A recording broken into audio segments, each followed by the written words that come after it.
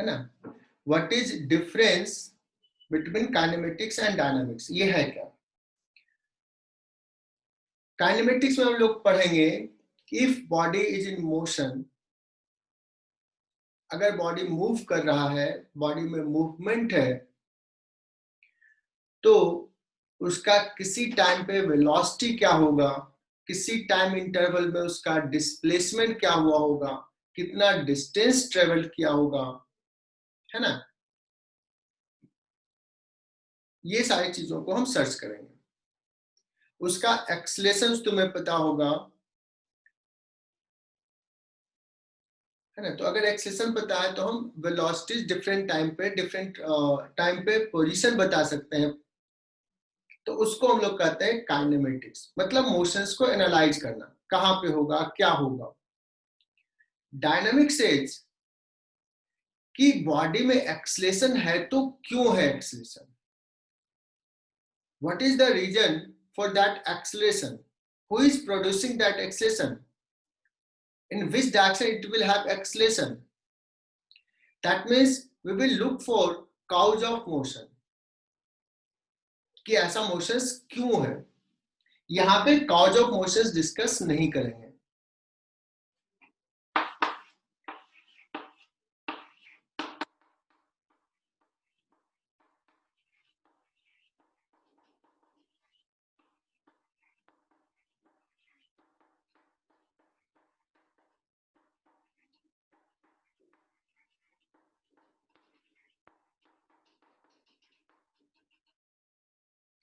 मैंने यहां पे लिख दिया कि here we will analyse motions. Analyse means किसी टाइम पे पार्टिकल का वेलोसिटी क्या होगा, किसी टाइम पे पार्टिकल का पोजीशन क्या होगा, किसी टाइम इंटरवल में उसका डिस्प्लेसमेंट क्या होगा। क्लियर। तो कौन सा काउज ऑफ मोशंस कहां देखेंगे, डायनामिक्स में। We will look for cause of motion, और इसी पार्ट में आएगा तुम्हारा न्यूटन्स लॉ, फ्रिक्शन एंड आगे के सारे चैप्टर्स मैकेनिक्स के, है ना। तो एग्जैक्टली कह सकते हैं ये दो जो पार्ट है वो मैकेनिक्स का पार्ट है।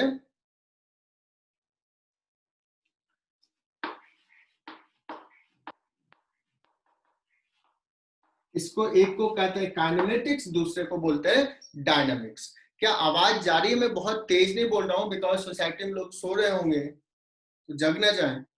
क्या आवाज सफिशिएंट है, वॉल्यूम? यस। तो बच्चों ये लिख लो अभी।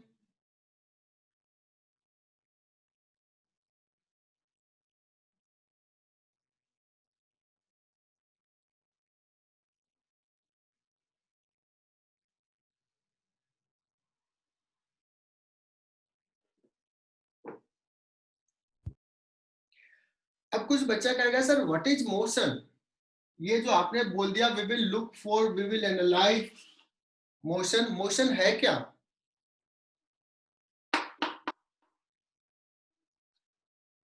है ना, व्हाट इज मोशन।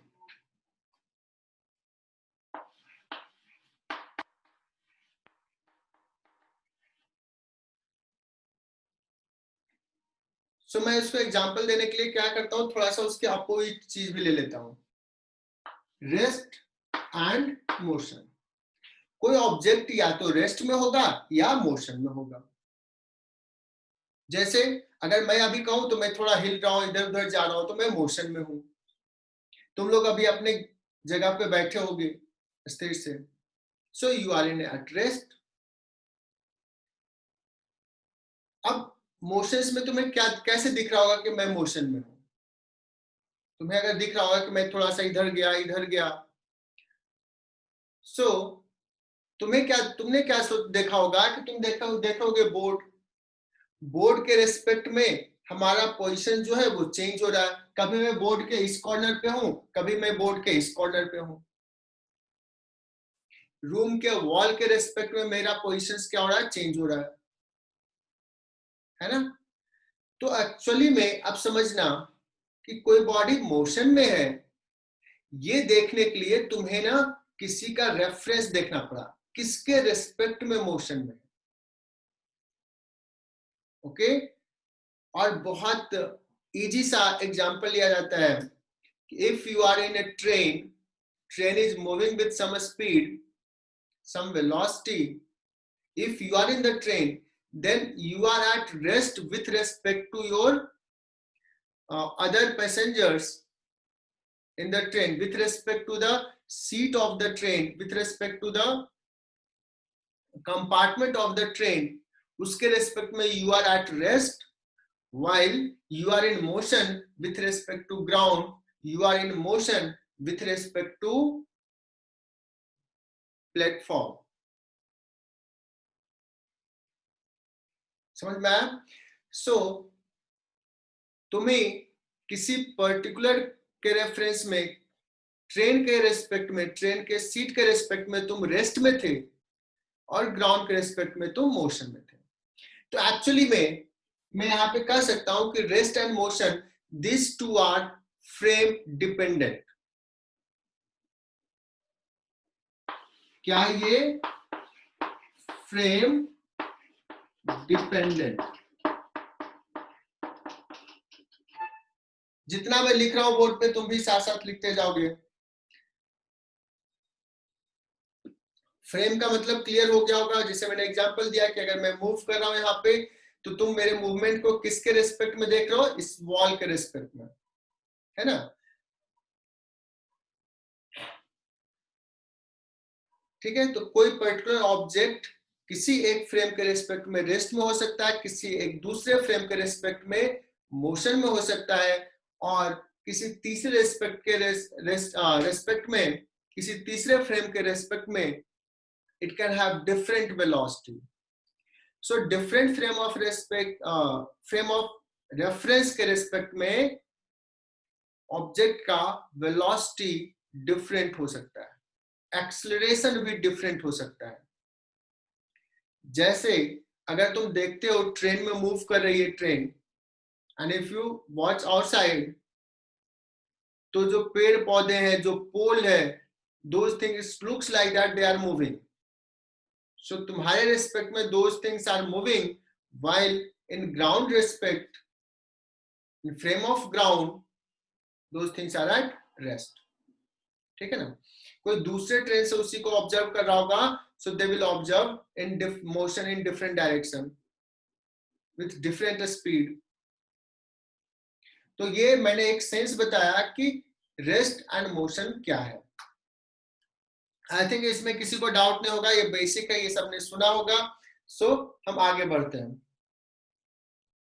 बच्चों। इसमें हम लोग क्या क्या पढ़ेंगे वो एक बार जस्ट रफ आइडिया लेते हैं कि क्या हम लोग पढ़ने वाले हैं, है ना, काइनेमेटिक्स में। तो we will start with the basic definitions की, जैसे अभी रेस्ट मोशंस को मैंने थोड़ा सा बताया कि क्या होता है, देन डिस्प्लेसमेंट क्या होता है, वेलोसिटी क्या होता है, स्पीड क्या होता है, ओके क्या डिफरेंस है डिस्टेंस एंड डिस्प्लेसमेंट में, स्पीड एंड वेलोसिटी में। कुछ चीजें तुम्हें पता है, कुछ चीजें और थोड़ा सा हम लोग एक्सप्लेन करेंगे, है ना।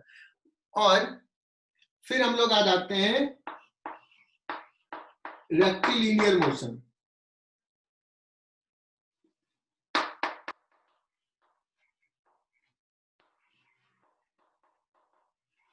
Rectilinear motion means motion on a straight line. इसी को बोलते हैं 1D motion, 1 dimensional motion. Okay, rectilinear motion जब डिस्कस करेंगे उसके बाद हम लोग ना थोड़ा सा ग्राफ भी देखेंगे। रेक्टिलिनियर मोशंस कंप्लीट होगा, then we will look for graph, and then we will discuss 2D motion, 2 dimensional motion. जैसे इसी में हम लोग डिस्कस करेंगे प्रोजेक्टाइल मोशंस, कैसे थ्रो किए और फिर ऐसे जाके गिरा, है ना।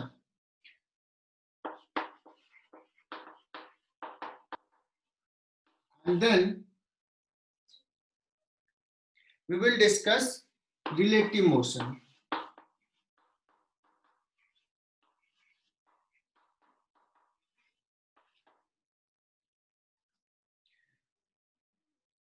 सो हमने रफली बताया कि इतना चीज हम डिस्कस करेंगे इस चैप्टर में, ठीक है। जो सवाल टफ होंगे, वो ज्यादा सवाल जो टफ होंगे वो 2 डायमेंशन में होंगे। बच्चे यहाँ पे आकर के लगता है सर बहुत तकलीफ हो रहा है, नहीं हो रहा है। हालांकि जिसको ये क्लियर हो जाएगा तो ये पूरा ये जो है इसी पे बेस्ड है, सारा कॉन्सेप्ट हम इसी में सीखेंगे, उसी कॉन्सेप्ट का इसमें अप्लाई करना होता है। अप्लाई मीन्स कि ये 1 डायमेंशन के लिए देखा, ये 2 डायमेंशन है, तो मतलब हमें 2 बार कैलकुलेशंस करना पड़ेगा। तो ये टफ नहीं है, सिर्फ बच्चे का एक मेंटल स्टेटस होता है कि सर ये तो 2D है, ये तो टफ है। 2D हो या 3D सब इसी में आता है, और उसी में हम लोग जो मेन पढ़ेंगे वो प्रोजेक्ट है। सो दिस इज ओवरऑल आइडिया कि क्या हम लोग डिस्कस करेंगे। ओके चलो, सो पोजीशन वेक्टर्स के बारे में हमने वेक्टर में एक्सप्लेन किया था। एक रेफरेंस फ्रेम है, this is reference frame, and let's की there is a particle at A, और इस रेफरेंस फ्रेम से वी कैन राइट कि this is a vector joining from origin to A, so this is called position vector.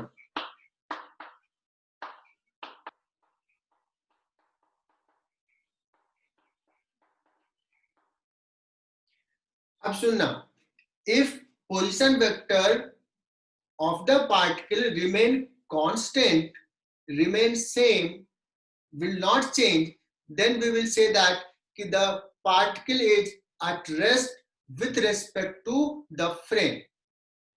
ये frame के respect में, ये यहीं पे है, पोजीशन वेक्टर चेंज नहीं हो रहा। लेकिन अगर पोजीशन वेक्टर चेंज हो रहा है, then we will say that कि the particle is in motion, है ना।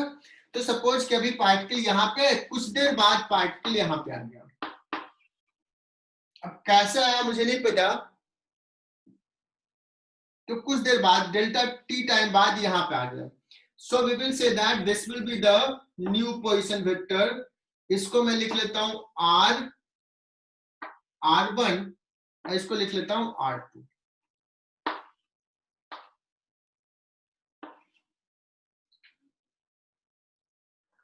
सो R2 is equal to OB हो गया, एंड दिस इज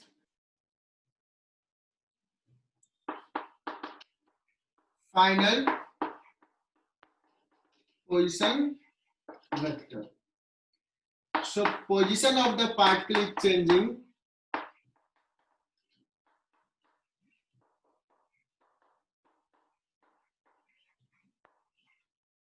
सुनना, position of the particle is changing. So we will say that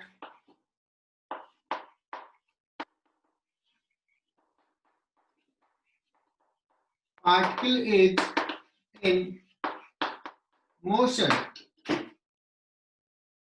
बहुत छोटी छोटी चीज बता रहा हूं। प्रीति ने कहा sir please repeat the definition. So this is initial position, this is final position, and definition of displacement is a vector from initial to final. A vector from initial to final. So this is called displacement.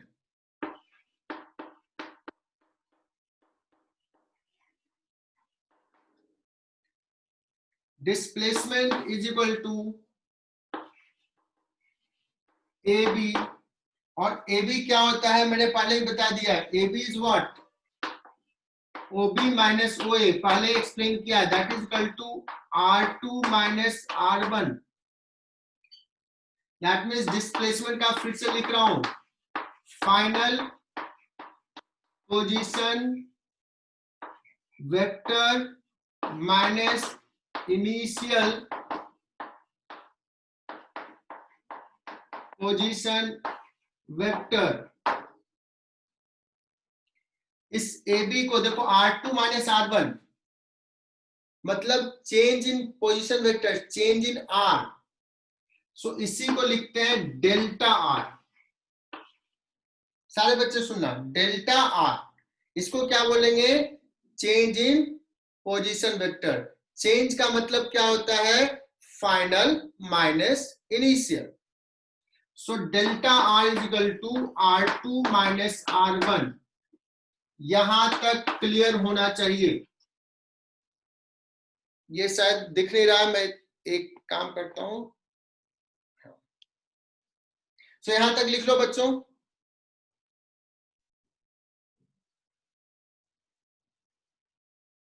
सबसे पहले हम लोग जो displacement define किया, हमने क्या कहा? Initial से फाइनल पोजीशंस को मिला दो, स्ट्रेट लाइन से वेक्टर ड्रॉ कर दो फाइनल पोजीशंस पे।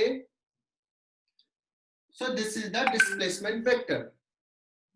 और अभी एक एग्जांपल ले रहा हूं कि ये यहां से यहां पहुंचा है, लेकिन हो सकता है कौन सा पाथ से पहुंचा है नहीं पता। सो लेट्स कि हमने एग्जांपल लिया अभी कि सपोज यहाँ पे तुम 3 फ्रेंड हो, यहां से तीनों चले, यहाँ पे पहुंचे, एक ने ये पाथ लिया, दूसरे ने ये पाथ लिया, तीसरे ने ये पाथ लिया। When it reaches to this position, we will say that all the three will have same displacement. But what is the difference? क्या कुछ चीज अलग है? Yes, time may vary. Ajinkya ने कहा सर टाइम डिफरेंट हो सकता है। अभी हम लोग टाइम की बात नहीं कर रहे हैं। We are not talking about time. आते हैं, उस पर भी आएंगे। So displacement will be same. And may be कि हम ऐसे सवाल दे सकते हैं कि तीनों साथ साथ ही पहुंचा, एक मस्ती में धीरे धीरे आया, ये थोड़ा दौड़ के आया, ये और तेजी दौड़ा, है ना, ये एथलीट पर्सन है मेरे जैसा। सो चलो क्या करना है? कुछ बच्चों ने जवाब दे दिया है कि सर ये तीनों का डिस्प्लेसमेंट सेम है, बट डिस्टेंस ट्रेवल क्या है? डिफरेंट है। तो तुम ही लोगों ने बता दिया कि व्हाट इज डिस्टेंस ट्रेवल। इसने ये डिस्टेंस ट्रेवल किया है, इसने ये डिस्टेंस ट्रेवल किया है, और ये ऐसे ऐसे गया, इतना डिस्टेंस ट्रेवल किया है। All the three have different distance travel. ये थोड़ा एनर्जेटिक बंदा है ना, अभी कोरोना है, अभी कहा एक्सरसाइज करने के लिए, सोचा चलो यहां से यहां जाना, थोड़ा घूमते जाते हैं, दौड़ के जाते हैं। ये सबसे लेजी है। तुम लोग योगा करते हो कि नहीं करते हो? चलो एनीवे, तो क्या करेंगे बच्चों? तीनों का displacement same but distance travel different है। सो नाउ हमने दोनों डेफिनेशंस लिख लिया, समझ लिया। जहां डिस्प्लेसमेंट लिखा बच्चों, वहां पर नीचे लिखो displacement depends only upon initial and final position. लिखो साथ में, डिस्प्लेसमेंट में लिख लिया तुम लोगों ने, displacement depends only upon initial and final position. उसके नीचे लिख लो it does not depend upon path followed. कौन सा पाथ लिया उससे मतलब नहीं है ना। दिस इज काइंड ऑफ कि जिसे तुमने 10th बोर्ड के लिए बहुत मेहनत किया, कोई नहीं भी मेहनत किया,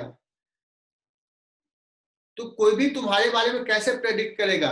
हम देखेंगे अच्छा तुम्हारा मार्क्स कितना है, मैं कभी कोई बच्चे से पूछता हूँ कितना परसेंटेज आया है, 90%, 95%, तो उससे हमें एहसास होता है हाँ चलो ये इतना पढ़ा है। बट हो सकता है किसी ने बहुत मेहनत किया, उस दिन उसका एग्जाम खराब हो गया और मार्क्स कम आ गए। किसी ने कम मेहनत किया, भगवान जी को मिठाई चढ़ा दिया और मार्क्स ज्यादा आ गए, है ना।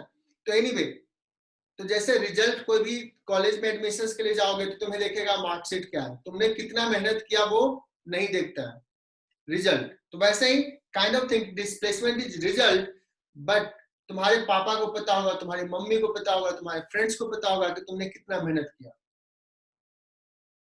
ठीक है, तो वो हो गया डिस्टेंस ट्रेवल। सो नेक्स्ट लिखो डिस्टेंस।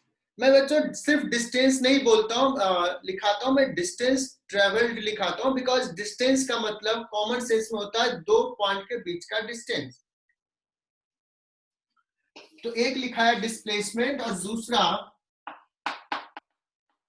Distance travel.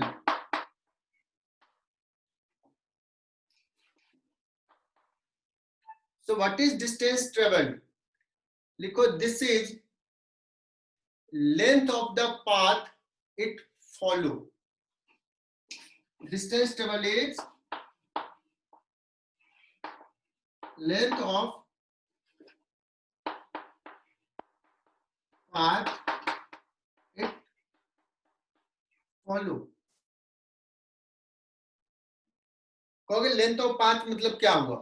अगर मैं कहूं कि किसी ने ऐसे ऐसे ऐसे आया है तो what is the distance travel, तो मैं कहूंगा ये जो लाइन है ना, इसका पूरा का लेंथ बताओ। कहोगे सर कैसे लेंथ बताएं? तो एक टेक्निक बताता हूं मैं कि एक थ्रेड लो बड़ा सा, एक एंड यहां पर रखो, ऐसे ऐसे ऐसे थ्रेड को ऐसे ऐसे रख दो, है ना, यहाँ पे, फिर मार्क कर दो और फिर इसको एक्सटेंड कर दो और मेजर कर लो इसका लेंथ कितना है, यही हो जाएगा।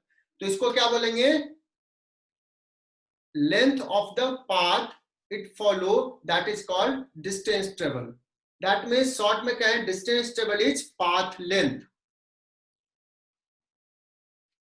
Distance travel is path length.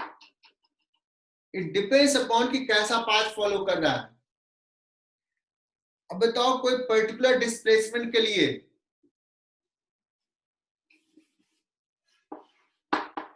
अच्छा ये डिस्प्लेसमेंट क्या है बच्चों? Displacement is a vector quantity.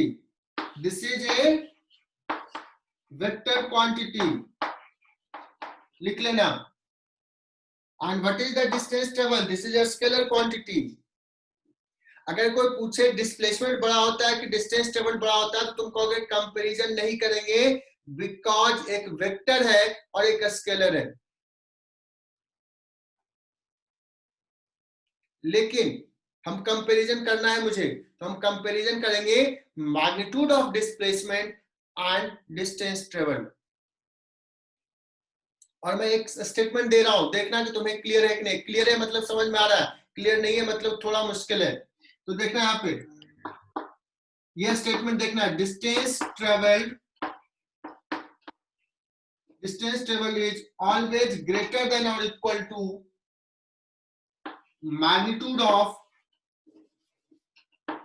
Of displacement. देखो जगह नहीं है तो मैं थोड़ा सा लिख लो, मैंने क्या लिखा?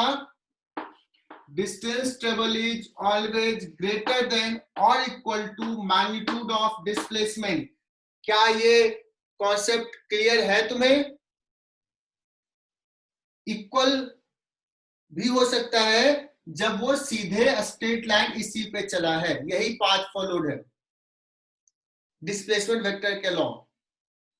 अब बताओ अगर कोई कह दे, बहुत बढ़िया, किसी ने अथर्व ने कहा सर एग्जांपल जो 2 लिया है वो सही है, उसमें इक्वल होगा।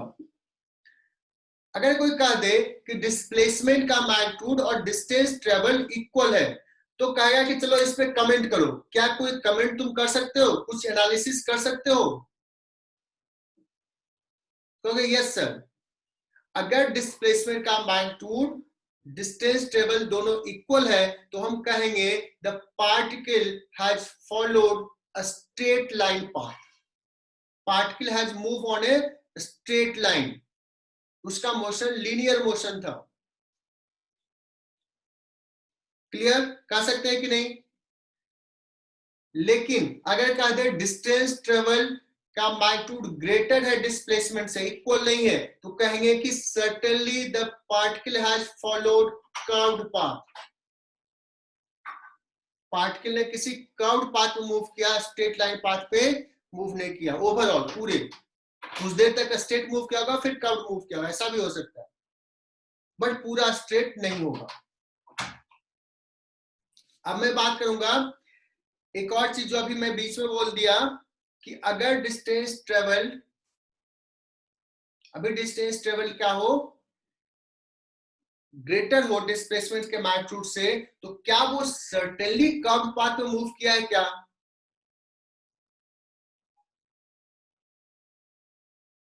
तो क्या कहेंगे कि नहीं। अगर स्ट्रेट लाइन पाथ में मूव किया है तो भी ऐसा हो सकता है। कहोगे सर कैसे? अभी तो आपने बोला स्ट्रेट लाइन पे मूव करेगा तो नहीं होगा। तो मैं बता रहा हूं, अगर सब बहुत छोटा सा एग्जांपल है, यहां से कोई चला, यहां से ऐसे गया, यहां पे आया, फिर ऐसे आ गया वापस, सो दिस इज द फाइनल, है ना, ऐसे गया और फिर वापस यहां पे आया, तो बताओ डिस्टेंस ट्रेवल हो जाएगा ये प्लस ये, जबकि डिस्प्लेसमेंट ये हुआ। क्लियर? तो इस केस में भी डिस्टेंस ट्रेवल ज्यादा है, डिस्प्लेसमेंट का मैग्नीट्यूड कम है, बट स्ट्रेट लाइन मोशंस क्या है। बट इसमें क्या स्पेशलिटी, क्या डिफरेंस आया है कि इसमें उसने डायरेक्शन ऑफ मोशंस चेंज किया है, उसमें अपना डायरेक्शन ऑफ मोशंस चेंज किया है ड्यूरिंग द मोशन। तो अब हम और स्पेसिफिक हो जाते हैं कि अगर डिस्टेंस ट्रेवल और डिस्प्लेसमेंट इक्वल है तो और स्पेसिफिक होके क्या बोलेंगे, the particle has followed a straight line path and during that interval their direction of motion has not changed, है ना। सो इसके आगे हम क्या डिस्कस करने वाले हैं, इसके आगे हम लोग पढ़ने वाले हैं वेलोसिटी। बहुत बढ़िया, स्पीड, क्या बात है, अथर्व ने कहा, प्राप्ति ने भी बताया। सो बच्चों नेक्स्ट है वेलोसिटी, लिखो, हेडिंग डालो, नयन पटेल, अनिकेत, बहुत बढ़िया। सो नेक्स्ट लिखो बच्चों वेलोसिटी। अब किसी ने पूछा था इस समय टाइम के बारे में, तो अब टाइम का रूल आ जाएगा। we will define velocity as displacement upon time interval या time taken, displacement upon time taken। Displacement को कैसे डिनोट करते हैं बच्चों, डेल्टा आर से, और टाइम कितना लगा तो इंटरवल होगा, है ना, कहां से कहां, कब से कब की बात कर रहे हैं, तो इसको लिख लेते हैं डेल्टा टी, है ना, delta R upon delta T, time interval. लेकिन जब हम किसी इंटरवल की बात करते हैं ना, तो कैलकुलस में तुम्हें समझाया था, जब इंटरवल की बात करते हैं तो हम उस केस में एवरेज वर्ड बोलते हैं, एवरेज ये है।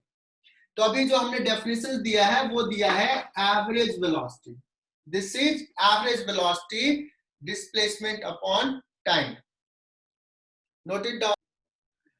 सो हमने एवरेज वेलोसिटी का डेफिनेशन दे दिया बच्चों। एवरेज वेलोसिटी वेक्टर क्वांटिटी होगा, ये मुझे बताने की जरूरत नहीं है, this is a vector quantity. So direction of average velocity किधर होगा, will be same as delta R, because definition क्या है, delta R by delta T, ये तो स्केलर क्वांटिटी से मल्टीप्लाई किया, डिवाइड किया है। एवरेज वेलोसिटी का डायरेक्शन वही होगा जो डिस्प्लेसमेंट का डायरेक्शन है, am I correct, same as displacement.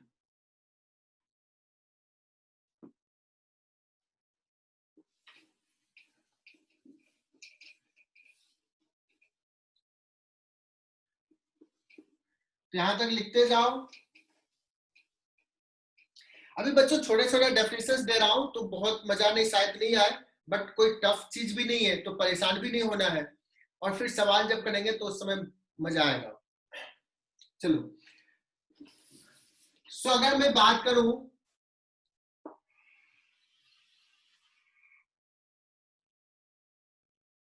कि कोई पार्टिकल ऐसे मूव कर रहा है इस पाथ पे, यहां से ऐसे ऐसे ऐसे ऐसे जा रहा है, t इक्वल टू 0 पे, यहाँ पे t इक्वल टू t1 पे, यहाँ पे है t इक्वल टू t2 पे, यहाँ पे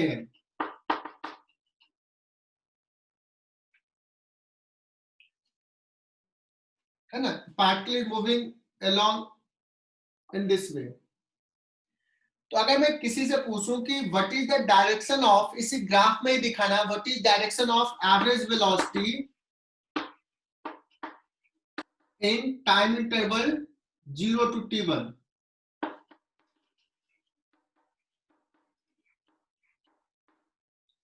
t 0 से t1,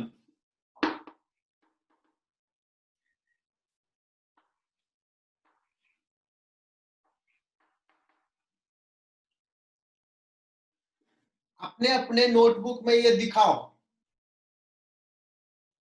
0 से t1 में एवरेज वेलोसिटी का सिर्फ डायरेक्शन दिखाना है, किस तरफ होगा। कहोगे सर क्या सिंपल सा सवाल पूछते हो, एवरेज वेलोसिटी यहां से लेंगे, ये इनिशियल पोजीशन, ये फाइनल पोजीशन इस इंटरवल के लिए, तो this will be the direction. मैं दूसरा कलर से दिखा रहा हूं, इस डायरेक्शन में होगा, एवरेज वेलोसिटी इधर होगा। मैं पूछूं दूसरा सवाल, इन the interval t is equal to 0 to t is equal to 2 t2, कहोगे सर ये भी आसान है, t2 में यहां पे तो ये डायरेक्शन होगा, t3 में कहेंगे तो ये डायरेक्शन होगा। समझ में आ रहा है। अगर मैं पूछ दूं तीसरा सवाल, what is the direction of average velocity in the interval t is equal to t1 to t is equal to t2, what is the direction. कहोगे सर सिंपल सा, t1 से t2 में ये हो जाएगा, मैं दूसरे कलर से दिखा रहा हूं, यहां से यहां मिला दूं, ऐसा डायरेक्शन होगा। मतलब कर्व्ड पाथ में मूव कर रहा है अगर पार्टिकल, तो डिफरेंट इंटरवल में एवरेज वेलोसिटी का डायरेक्शन डिफरेंट होगा, मैग्नीट्यूड भी डिफरेंट होगा, हो सकता है। Am I clear. सो अगर पाथ दिया हुआ डायरेक्शंस पूछे, then you are comfortable to show the direction. अच्छी वर्मा में एक सवाल है ऐसा, और तुम्हें आज ही होमवर्क दूंगा, और सबके पास अच्छी वर्मा होगा, मैंने शायद सॉफ्ट कॉपी भी भेज दिया है तुम्हें, क्योंकि अभी हार्ड कॉपी खरीद नहीं पाओगे, बट मैं बता रहा हूं कि हार्ड कॉपी खरीद लेना, सॉफ्ट कॉपी पे इसे भरोसा नहीं रखना, आंख खराब हो जाएगा। और इतनी अच्छी बुक लिखे अच्छी वर्मा, तो हार्ड कॉपी थोड़ा सा कंट्रीब्यूशन पैसे तो उनको भी जाना चाहिए, so just certainly buy hard copy. चलो बच्चों, तो मैं अभी क्या बता रहा था, डायरेक्शंस इस इंटरवल में बता दिया। और कैलकुलस जो बच्चे पढ़े हैं, जो बच्चे नहीं पढ़े उनको थोड़ा सा दिक्कत होगा, लेकिन जो बच्चे पढ़े उनको बहुत अच्छे समझ में आएगा। ये इंटरवल मैंने कम कर दिया, कम कर दिया, कम कर दिया।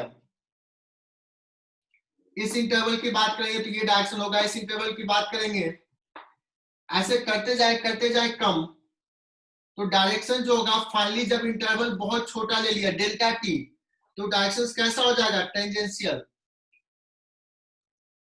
जैसे अब मान लो यहां से यहां इंटरवल की बात करें, ये इंटरवल बहुत छोटा है, बहुत छोटा इंटरवल लिया, तो यहाँ पे जो एवरेज वेलोसिटी का डायरेक्शन होगा वो ऐसा होगा। यहाँ पे बहुत छोटा इंटरवल लिया, तो यहाँ पे एवरेज वेलोसिटी दोनों को मिला दो, ऐसा होगा। बहुत छोटा इंटरवल में, जब बहुत छोटा इंटरवल ले लिया, delta T tends to 0,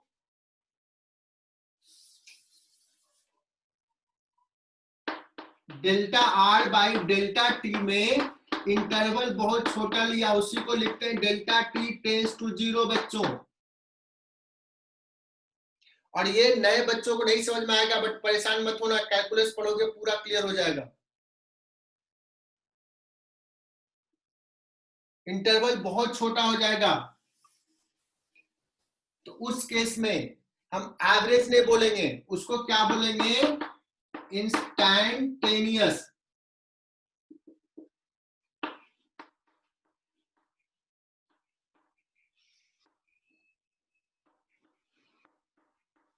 instantaneous velocity.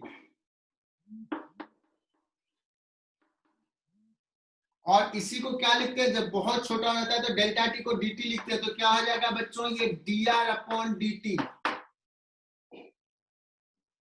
इसको इंस्टैंटेनियस वेलोसिटी बोलते हैं, velocity at that instant, at that moment. So simply इसको v लिखेंगे, या v इंस्टैंटेनियस भी लिख सकते हैं, एवरेज नहीं, तो क्या हो जाएगा, dr by dt। What is the direction, ये वेक्टर क्वांटिटी होगा, ये था v एवरेज। तो हमने डेफिनेशन क्या देख लिया, v एवरेज का और v इंस्टेंटेनियस का। v एवरेज का डायरेक्शन तुम्हें पता चल गया कैसे लिखते हैं, अभी हमने एग्जांपल लिया। इंस्टेंटेनियस वेलोसिटी का डायरेक्शन भी कैसा होगा, direction will be tangential path, जो पाथ है उसके टेंजेंशियल डायरेक्शन में होगा इंस्टेंटेनियस वेलोसिटी। यहां तक में कोई दिक्कत तो बताओ। सो एक डाउट आया कि सर t इक्वल टू 0 से t1 में एवरेज वेलोसिटी का डायरेक्शन आपने कैसे बताया। तो मैंने सबसे पहले कहा कि हमें क्या चाहिए, एवरेज वेलोसिटी का डायरेक्शन वही होगा जो डिस्प्लेसमेंट का डायरेक्शन होगा। ये मैंने लिखाया था, एवरेज वेलोसिटी का डायरेक्शन वही होगा जो डिस्प्लेसमेंट का डायरेक्शन होगा। और डिस्प्लेसमेंट लिखना तो बहुत ही आसान है Hitesh, initial position final, because हम इस इंटरवल की बात कर रहे थे। इनिशियल से फाइनल को मिला दो, वेक्टर साइन दे दो। So this is the direction of displacement, this is displacement, तो वेलोसिटी का भी डायरेक्शन यही होगा। Am I clear. मैंने कहा जी टी का 0 से t2 टाइम इंटरवल में एवरेज वेलोसिटी का डायरेक्शन दिखाओ। तो इस इंटरवल में हम डिस्प्लेसमेंट पहले लिखेंगे। डिस्प्लेसमेंट हमने ये लिखा, ये डिस्प्लेसमेंट का डायरेक्शन, तो एवरेज वेलोसिटी का डायरेक्शन यही होगा। और अब मैं बात करता हूं स्पीड। तो मैंने कहा कि 0 से t1 टाइम लो या 0 से t2 टाइम लो। पहले t2 की बात करते हैं। 0 से t2 टाइम में what will be the average velocity, तो कहोगे this displacement upon the time interval. लेकिन मैं पूछूं what is average speed, average velocity हमने डिफाइन कर लिया। एवरेज स्पीड डिस्कस करते हैं बच्चों। एवरेज स्पीड क्या हो जाएगा, अब तुम ही बताओगे, तुम ही सिखाओगे मुझे, क्योंकि इतना तो कॉन्सेप्ट डेवलप हो गया। देखो तुम बता दोगे distance upon time, distance travel upon time. क्या बात है, देखो ये होता है फिजिक्स, बच्चे खुद से पढ़ लेते हैं। देखो डिस्टेंस ट्रेवल अपॉन टाइम। अब बताओ यहां से यहां की जब बात करें तो दोनों में टाइम तो सेम ही लगा है, मतलब टाइम तो जो भी है t2।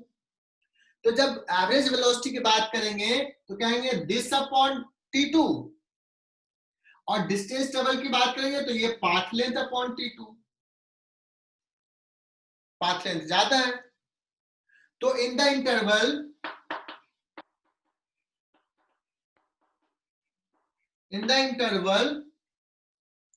क्या कहेंगे, in the interval t equal to 0 to t2 average speed will be greater, क्योंकि इस ग्राफ के लिए मैं ये स्टेटमेंट लिख रहा हूं, average speed is greater than magnitude of average velocity, क्योंकि इसमें हमने देखा है कि कर्व्ड पाथ है।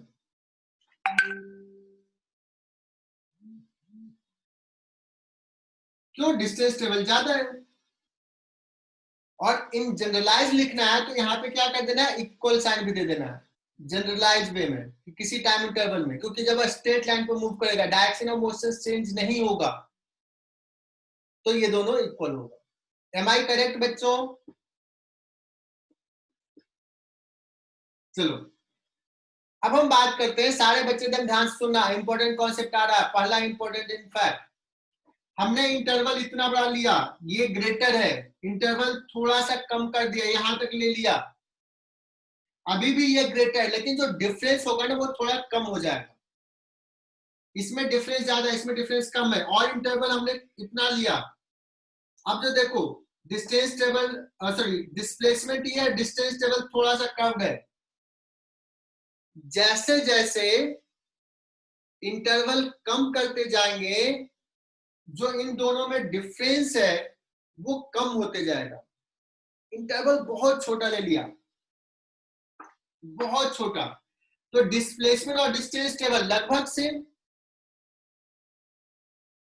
डिफरेंस है ही नहीं। जब बहुत छोटा लिया, जब बड़ा लेते हैं तब डिफरेंस आ रहा है, लेकिन बहुत छोटा लेंगे तो क्या होगा, सेम ही आ जाएगा। तो कैन बी से दैट कि एवरेज वेलोसिटी का मैग्नीट्यूड सॉरी इंस्टेंटेनियस वेलोसिटी का magnitude is equal to speed, instantaneous speed,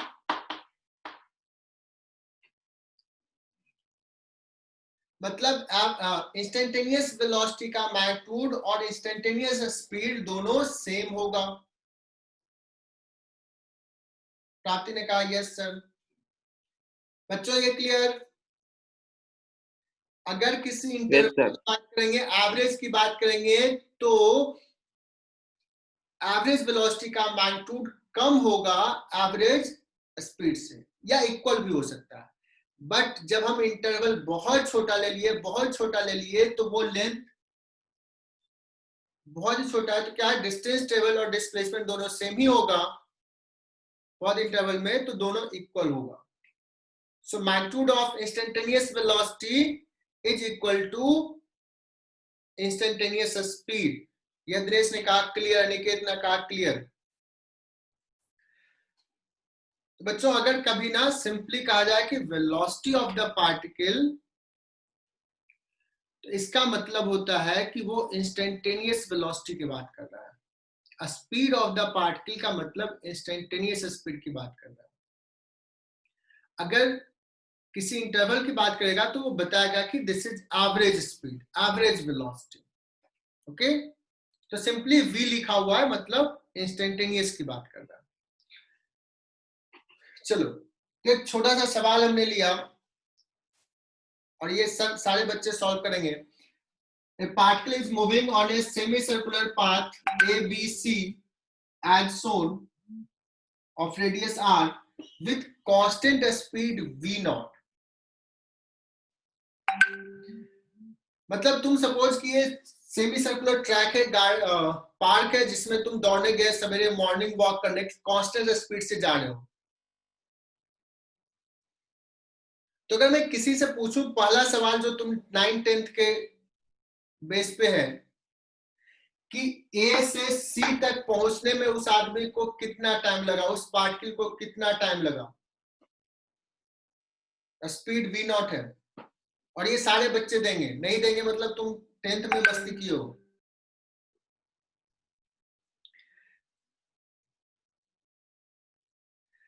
तो बच्चों सबने सही बता दिया, एक आध थोड़ा सा कुछ मिस्टेक्स किया। ये तो 9th क्लास में पढ़ने वाला चीज है कि ऐसे ऐसे मूव किया तो कितना डिस्टेंस चला है। डिस्टेंस ट्रेवल क्या है, ये पाथ लेंथ, पाथ लेंथ हो गया कितना, पाई, 2 पाई आर होता है सरकमफ्रेंस, तो ये तो आधा ही है, तो पाई आर, ये हो गया पाथ लेंथ, है ना। मतलब डिस्टेंस ट्रेवल है। डिस्टेंस ट्रेवल क्या होता है, स्पीड, कांस्टेंट स्पीड मैंने लिखा है, देखो यहाँ पे कांस्टेंट स्पीड v नॉट, तो v नॉट इंटू टी, ये पढ़े हो 10th क्लास में, 9th क्लास में इनफैक्ट। तो सारे बच्चों ने ये बताया, मैं एक्सपेक्ट करूंगा कि हर बच्चा को ये आता है, तभी आगे बढ़ पाओगे, अदरवाइज फिर दिक्कत होगी। और मैंने देखा कि सबको आता है। तो बच्चों ये तो टाइम निकाल लिया, बट ये तो 9th क्लास पे, आज जो सीखा उस पे सवाल करते हैं। तो दूसरा सवाल, find displacement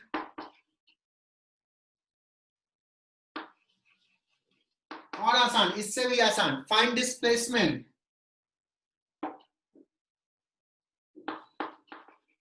for motion A to C. Okay, और मुझे ना वेक्टर साइन में देना है, वेक्टर में। तो मैंने इसको एक्स एक्सिस ले रहा हूं, इस डायरेक्शन को, और इस डायरेक्शन को वाई एक्सिस। तो आई कैप जे कैप में मुझे डिस्प्लेसमेंट वेक्टर बताना है, किसके लिए, कौन से मोशंस के लिए, ए से सी तक गया है, radius is R. So second का आंसर। बहुत बढ़िया, बहुत सारे बच्चों ने जवाब दे दिया। मेरा क्वेश्चन खत्म नहीं हुआ और जवाब दे दिया। This is 2r j cap, this is the displacement for this motion बच्चों, and you are correct, 2r j cap plus j cap। बहुत बढ़िया, Manish Raut, Amogh, everyone is giving correct answer. Nayan Patel, Aniket, Yagnesh, excellent बच्चों। थर्ड सवाल देखो कितना आसान, तुम लोगों को खुश करने के लिए दे रहा हूं। Displacement for the motion A to B, displacement for the motion A to B। देखते हैं इस बार कौन कौन सही बताता है। You have to write displacement for the motion A to C, sorry, A to B। अब देखो ये जो सवाल कर दिया, मतलब उसको 100% समझ में आ रहा है, मतलब वो अच्छा करेगा काइनेमेटिक्स में। लेट्स सी कौन कौन बताता है ये। Find magnitude of average velocity for the motion A to B।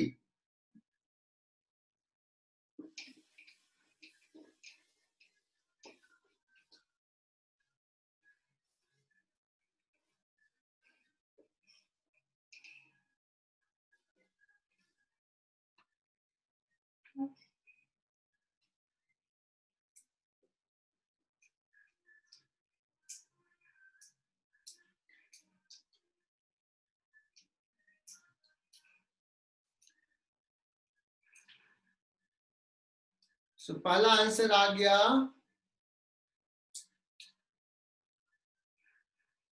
अथर्वादे का।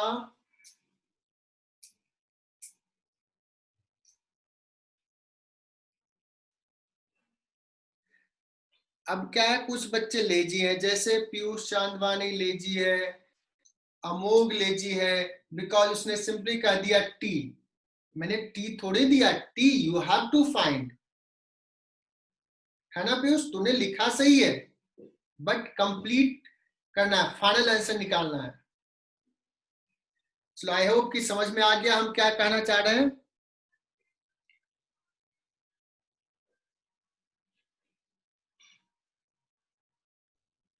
तो बच्चों यहाँ पे बहुत सही जवाब तुमने दिया कि ए से बी के लिए एवरेज वेलोसिटी का मैग्नीट्यूड निकालना है। तो सबसे पहले मैं एवरेज वेलोसिटी निकाल लेता हूं। Average velocity is equal to displacement upon time.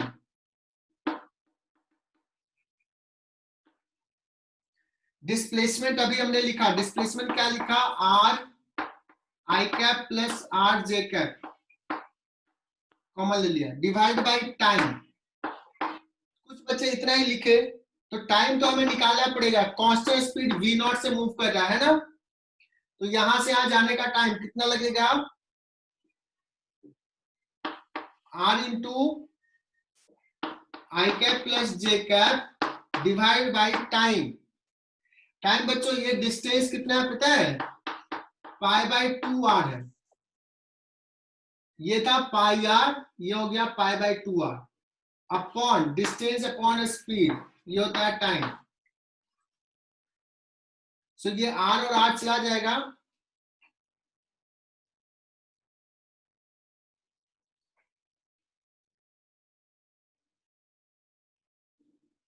है ना, तो कितना बचेगा ये 2v not upon pi I cap plus J cap. Sir वो वेक्टर क्वांटिटी अपन स्केलर है, कर सकते हैं ना, वेक्टर क्वांटिटी को स्केलर से तो डिवाइड कर ही सकते हैं, मल्टीप्लाई कर ही सकते हैं, वेक्टर को वेक्टर से डिवाइड नहीं कर सकते हैं। क्लियर, सार्थक क्लियर, आई थिंक सार्थक ने कहा। हाँ सर। तो ये एवरेज वेलोसिटी आ गया, बट हमने क्या पूछा है, magnitude. So magnitude of average velocity, देखो ये 2v0 by pi तो रहेगा और I cap plus J cap, तो क्या आ जाएगा 2√2v0 by pi। बच्चों बताओ ये यहां तक समझ में आया क्या? कुछ बच्चे को क्या हुआ होगा ना कि डिस्प्लेसमेंट लिखने में तकलीफ हुआ होगा। डिस्प्लेसमेंट ये जो लिखा है ना, हालांकि मैंने डिस्प्लेसमेंट लिखा दिया कि this plus this, otherwise displacement का डेफिनेशन ऐसे था, final position vector minus initial position vector. देखो फाइनल पोजीशन वेक्टर यहां रेफरेंस ले लेते हैं, तो फाइनल पोजीशन वेक्टर को बोलेंगे R I cap, R I cap minus initial position vector, ये था इनिशियल पोजीशन वेक्टर। तुम ऐसे लिखोगे this is what is this, R minus J cap, ये माइनस माइनस प्लस हो गया, तो we can right in this way also.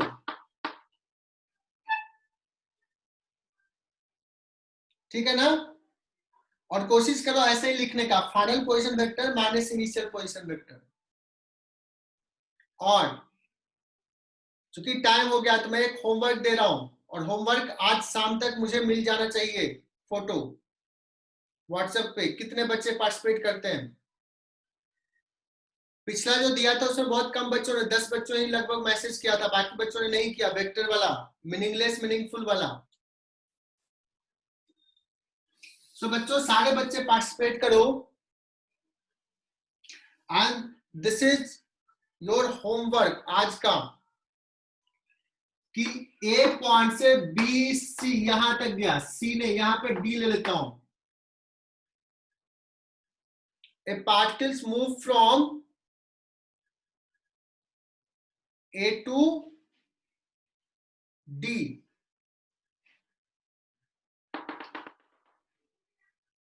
है ना? And we need this angle is, let's की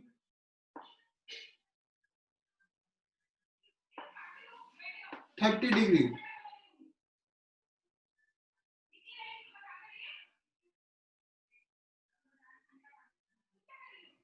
okay, this angle is 30 degree, ये तो पता ही है। तो सबसे पहले तो डिस्प्लेसमेंट बताना है। डिस्प्लेसमेंट क्या है for the motion A to D, पहला क्वेश्चन। दूसरा question, magnitude of average velocity, ये दो सवाल मुझे बताना है। एवरेज वेलोसिटी निकालो और फिर मैग्नीट्यूड बताओ।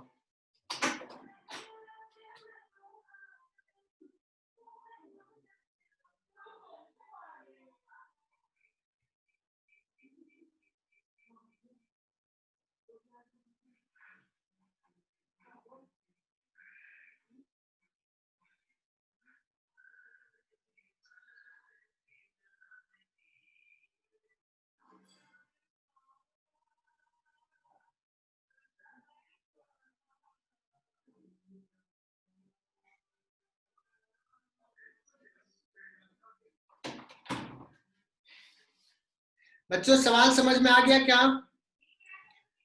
मैं इसमें थोड़ा सा हिंट दे रहा हूं, और जो खासकर नए बच्चे उनको थोड़ा तकलीफ हो सकता है। मैंने अभी इसको ना ये लिखा था π/2r, तुम कैसे लिखोगे वो बताता हूं। तुम सोचोगे कि सर ये ना 1/4 है, एक सर्किल का 1/4। तुमने किया होगा 2πr होता है पूरा divide by 4। See the logic.